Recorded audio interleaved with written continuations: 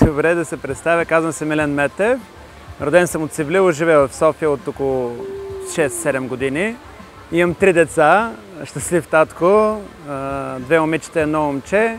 А идеята за децата ни възникна от това, че като си мислихме какво може да направим в тази обстановка и в ситуация, в която всеки се оплаква от едно или от друго или от държавата, така нататък, това беше нашия начин да променим нещата, като създадем деца, обучим ги по нашия правилен начин, който ние смятаме, намерим компания за тях и за да могат те да се подкрепят и да бъдат заедно винаги. Снимката, с която участвах, тя е съставена от множество малки снимки. Всъщност те представляват 10 снимки от 10-те първенци на България, които изкачихме с дъщеря ми.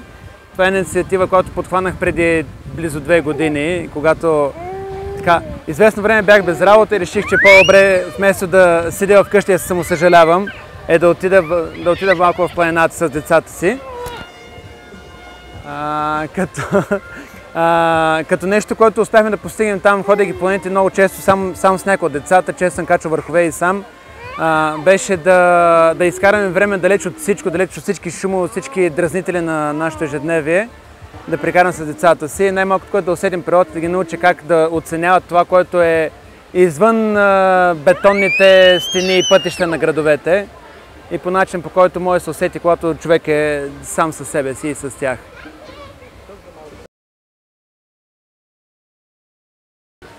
Да имам повече търпение, повече да се вслушвам, да разбирам, че хората имат и различна гледна точка, която понякога не подлежи на моята логика, на друга логика, на различна логика от моята. И най-малкото, което да уважавам всички останали край мен, включително и тях.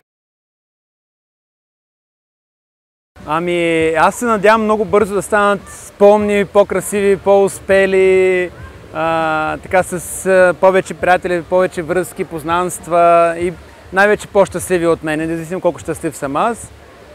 Пожелаем им да растат в една спокойна обстановка, в една весела среда, която ние ще се опитим да им предоставим и най-вече да си бъдат такива, каквито са, да бъдат щастливи от това, което са. Бих им пожелал да видят други хора, в чието лице могат да видят, че не е страшно, не е трудно, да не бъдат предубедени на база на едно или на две или на няколко мнения, а да съставят собствено мнение.